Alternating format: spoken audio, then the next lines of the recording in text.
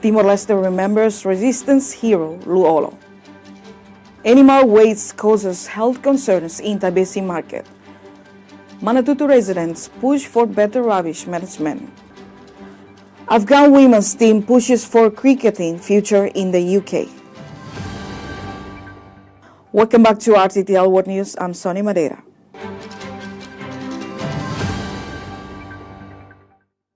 The people of Timor-Leste are mourning the loss of former president and prominent guerrilla fighter Francisco Guterres, widely known as Luolo.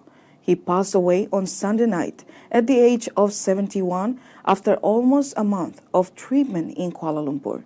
The Timorese government announced 7 days of national mourning, with Timor-Leste's flag flown at half-mast across the country. Thousands of Timorese poured into the streets of Dili to pay their last tribute to well-known Timorese freedom fighter, Luolo. Born in Vikeke in 1954, he was only 20 years old when Indonesia invaded East Timor. We all lost our great comrade, our compatriot and our former commander. Both the government and his family confirmed he had been in intensive medical care at the Prince Court Medical Center in Kuala Lumpur, but the specific cause of his death was not released. When Timor-Leste restored its independence in 2002, Mr. Luolo was elected as the country's first president of the national parliament following a sweeping election victory by his party, Rttl. As the first president of parliament, he led legislators to set the foundations for Timor-Leste as a democratic country. The constitution is a legal foundation to build a nation. If there is no constitution, people can do whatever they want. 15 years later, he was elected as the president of the republic, leading the young nation for 5 years as its head of state. Many of the people fought hard for our independence, but today they still have no access to water, good sanitation, so that they can have decent lives, as stated in our constitution. During his presidency, he dissolved parliament and called for an early election following a political deadlock in 2018. In 2020 and 2021, he led the government through the COVID-19 pandemic, helping to provide emergency support to Timorese people during the lockdown. Compatriots and beloved people of Timor-Leste, today, as people and nation, we face another big challenge that puts us in uncertainty and hardships: COVID-19 pandemic. Returning from overseas, Timor-Leste's President Jose Ramos-Horta paid his last tribute and expressed condolences to Luolo's family. A great loss not only for the Rttl leaders and national leaders, but a great loss for the state. His legacy will inspire all the people, the youth and members of Rttl. Timor-Leste's parliament also paid their last tribute to the former president. In a difficult time, he led the parliament, and we as lawmakers need to follow that example when we discuss the legislation. Tributes poured in from other world leaders following the death of their former president. Foreign diplomats in Dili also honored the former president with messages of condolences on their official websites and social media pages. Para observarmos minuto de silêncio pelo passamento do ex-presidente Francisco Guterres. In Portugal, Timor-Leste's Prime Minister Xanana Gusmão and the Portuguese-speaking country's leaders held a minute's silence to honor the late former president. Back in Dili, members of the Rttl party paid tribute to Mr. Luolo, who served as the president of the party since 2001. His journey and fight for our independence was extraordinary, so we lost a great hero indeed. Mr. Luolo spent decades hiding in the mountains with many guerrilla fighters to secure Timor-Leste's independence. It's heartbreaking and very emotional because I remember when we were together in the jungle. We suffered and promised each other we would die together. We managed to live through those hardships until we finally got our independence. But now we have lost him. I was also a guerrilla like him, but only for 1.5 years. But he was in the jungle for 24 years, fighting for our independence. Former guerrilla fighter Taur Mataruak shared his last memory with his fellow resistance fighter. We both went to the same hospital at the same time. Before I left, I went to see him to say goodbye, and I told him whatever happened, it's in God's hands. And then I hugged him, and it was my last hug with him in Malaysia. His family describes him as a very humble man, despite all his achievements and what he had done for the country. We lost a brother, a very simple figure who didn't talk much, a respectful and friendly person. Young people are also honoring his leadership and legacy. As a young person, it's so sad that we lost him, a founding father who fought for our independence for years. Grandfather Luolo was a very humble leader, kind and loved the people.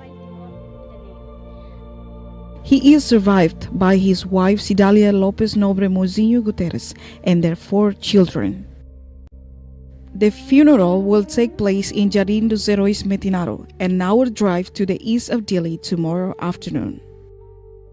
A fallen hero but not forgotten, and a legacy of a free and independent nation.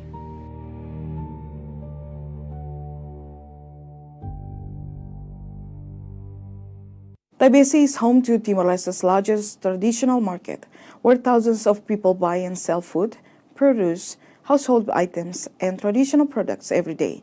But residents and vendors are concerned about the cleanliness of the market, fearing unhygienic conditions could cause health problems and affect business. Lourdes Tillman lives near Taibesi Market, where she prepares her bread products for sale.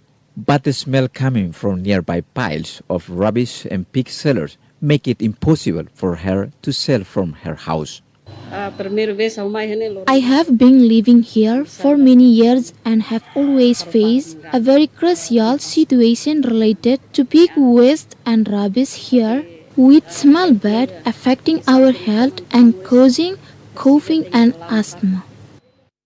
Inhaling airborne particles from pig waste can expose humans to bacterial, viral and fungal pathogens, which can cause gastrointestinal, respiratory, and infectious illnesses. Customers are calling on the authorities to address the ongoing issue of cleanliness at the market. We ask the government to clean up this place so that we can buy goods and can feel clean and safe. Otherwise, we feel uncomfortable because we see the dirty situation and it is bad for our health. Pig vendor Amaro Mendes is aware of these concerns, but highlighted the importance of pigs to Timorese tradition. If they want to move us from this place, they must create conditions and space for us to continue to do our business. Because Timor-Leste's culture usually uses pigs for traditional ceremonies, it's not a choice. Taibesi Market Chief Manager Anibal de Jesus confirmed he has received complaints regarding the smell of the area. I myself and the team acted immediately and directed the pig sellers to dig holes towards pig dung so it can be concentrated and not affect the communities living nearby. Mr. De Jesus plans to modernize the market to increase income for the state. My plan is to manage the vendors in the place with clean and adequate conditions. So more vendors will bring their products to sell here and contribute revenue to state funds. 281 vendors are currently registered at Tibesi Market, but conditions remain unfavorable for customers and sellers alike. Jerry Madeira and Judas Magno, RTTL World News. Garbage has become a growing problem nationwide, with waste concerns also being raised in Manatuto. Last week, RTTL World News reporter Paulina Quintown traveled to the municipality to investigate how residents manage their waste while the government, amidst limited financial resources, leads to a lack of waste management. A well-known stop between Dili and Manatuto, the Saint Anthony Shrine in Behedan, is an ideal spot for travelers to take a break. Juliano Suarez is traveling west from Bocau, taking his agricultural products to a supermarket in Dili.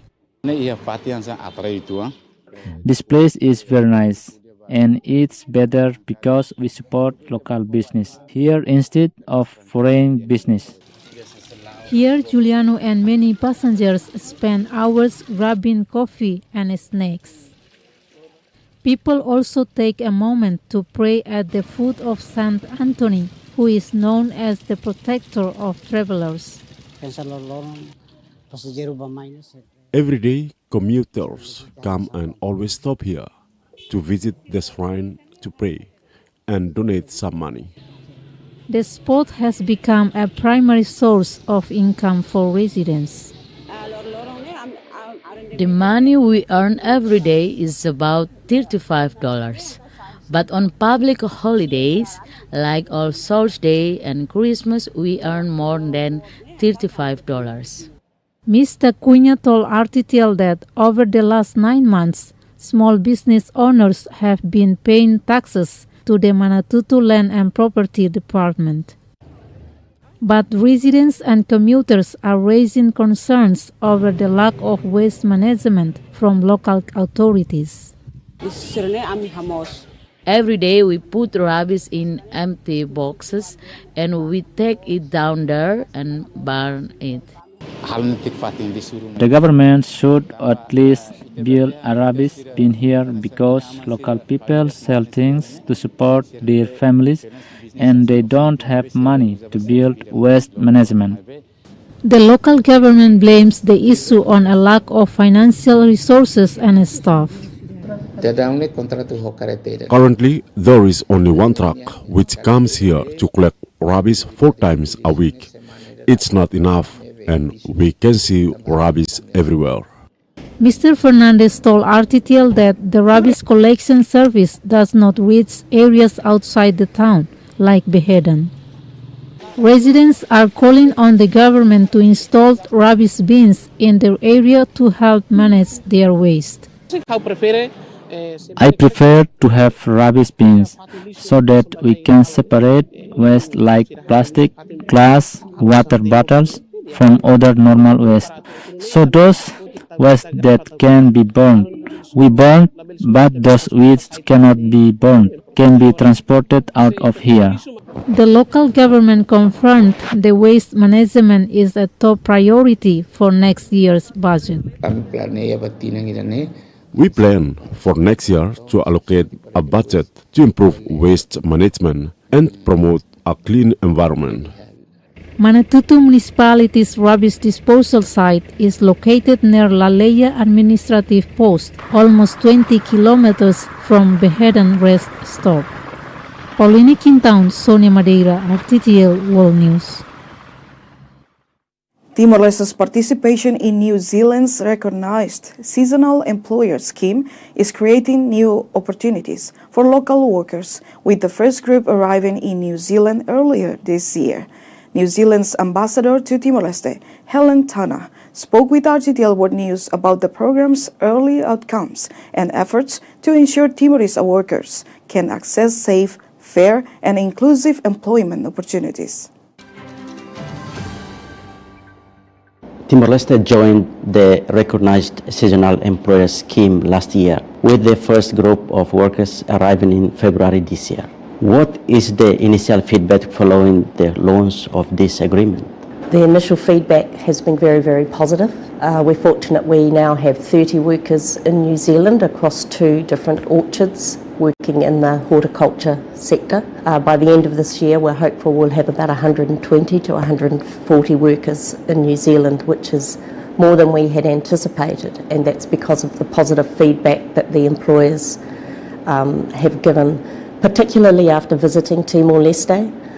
Last October we had a preliminary group come through. They were hosted by SAFOPI, and then we've had a number of employers visit this year. What role does the embassy play in preparing Timorese workers to work in New Zealand and ensuring they understand their contracts? Our key areas of focus are on pre-departure training, discussions around good saving habits so that people can bring as much of their earnings back to Timor-Leste as they can, and then just on the cultural awareness of living in New Zealand.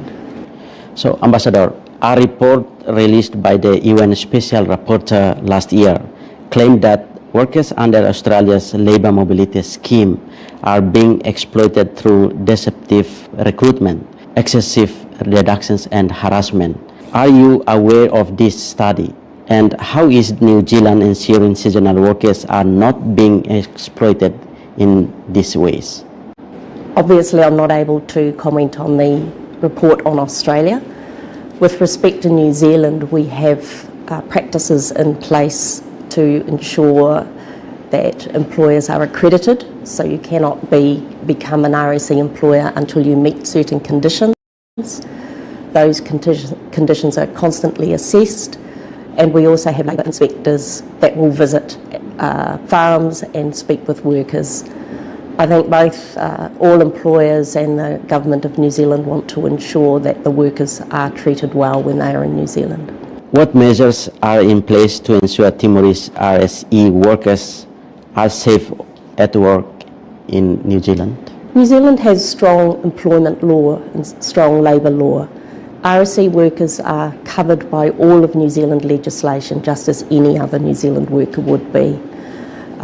We also hope that Timor-Leste in time will appoint a country liaison officer, and the role of that person will be to support workers and to bring to the attention of New Zealand's labour inspectorate any issues that require looking at.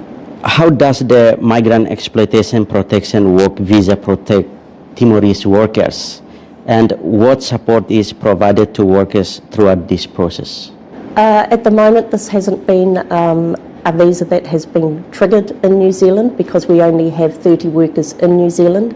It is a visa that is available for all migrant workers if they believe that there is a case of exploitation, and in those circumstances they would report it to the labour inspector.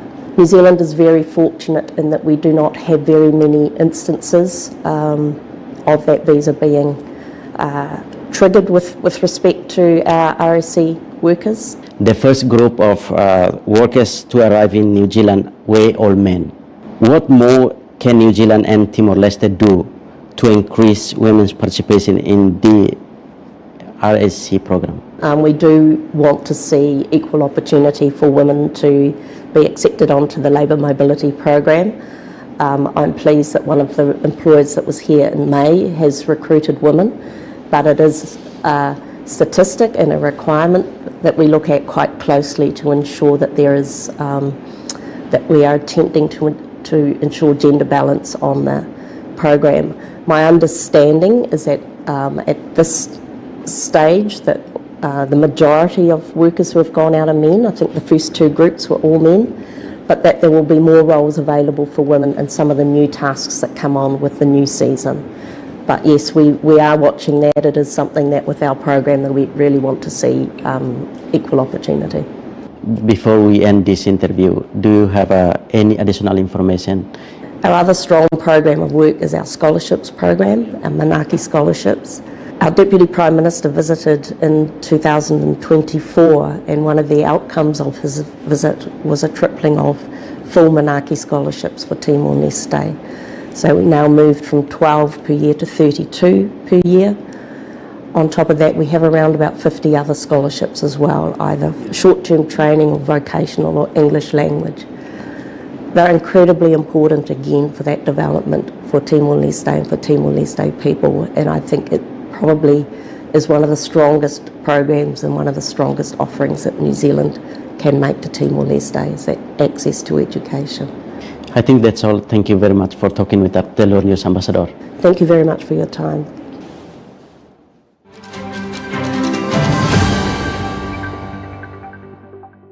In international news, the Afghanistan women's cricket team is an international diaspora of refugees displaced by the Taliban, many of whom are now settled in Australia. The team is now traveling to England on its first international tour. The series in cricket's birthplace coincides with the decision about the team's future.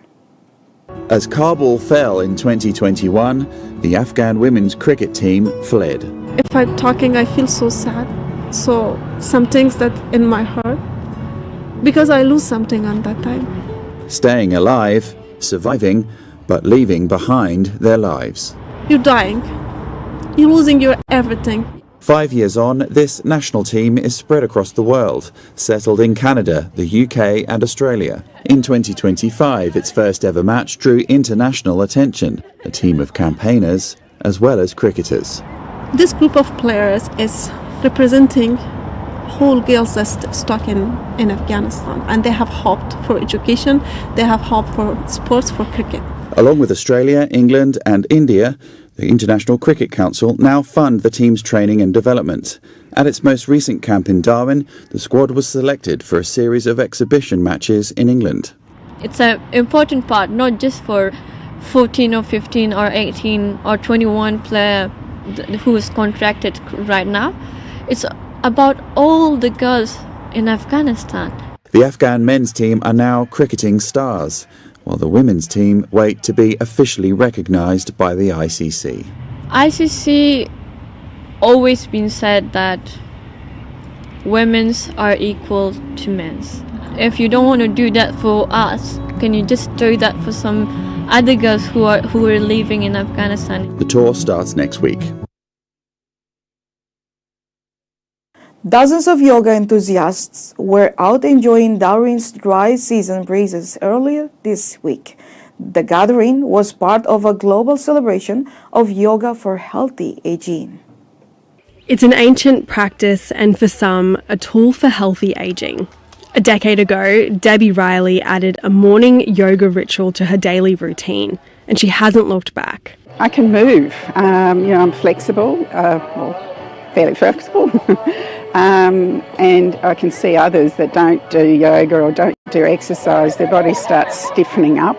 She's joined seasoned practitioners and first-timers at Darwin's Botanic Gardens, marking International Yoga Day, which is this year promoting yoga for people of all ages. You're using a lot of body weight exercises and holding different poses for various lengths of time. So it helps on many different levels in terms of like bone density and just being more aware of your body and helping with things like balance. She says more people are catching on to the benefits for the body and the mind, especially in later years. There has been an increase, particularly in the last few years, that I've seen more older people attend our sessions. I have a really bad back and really bad legs, so it's really tight and stiff. And after today, I thought it was going to be a lot harder than what it actually was. But yeah, I'm looking and incorporating it into my routine. For these enthusiasts, it's become a lifelong commitment. The daily yoga helps me to be able to bend and pick up things. I've got a grandchild that I can pick up. A balanced approach to growing older.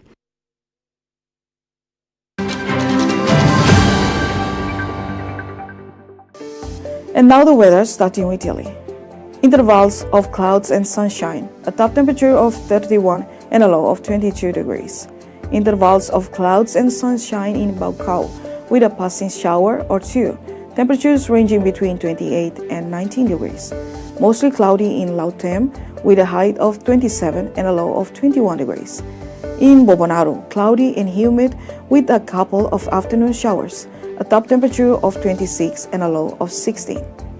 And cloudy in Naileu, temperatures ranging between 25 and 14. And now looking abroad. Breezy and humid with partial sunshine in Kupang, a high of 31 and a low of 22 degrees. In Bali, morning clouds clearing throughout the day, temperatures ranging between 31 and 22. Hazy sun in Jakarta, a top temperature of 34 and a low of 25. In Seoul, mostly sunny and warm, a high of 30 and a low of 17 degrees. Breezy at times in the morning in Darwin, otherwise sun through high clouds, temperatures ranging between 32 and 21 degrees. Sydney, a couple of showers in the morning, otherwise intervals of clouds and sun, a high of 16 and a low of 11 degrees. Partly sunny and pleasant in Lisbon, temperatures ranging between 24 and 18 degrees. Partly sunny and very hot, with extreme heat warnings issued in London, a top temperature of 34 and a low of 21. And in Belfast, very warm with partial sunshine, a top temperature of 27 and a low of 18 degrees. Thanks for joining us again on the program. RTTL World News will be back with more stories on Sunday. Bye for now.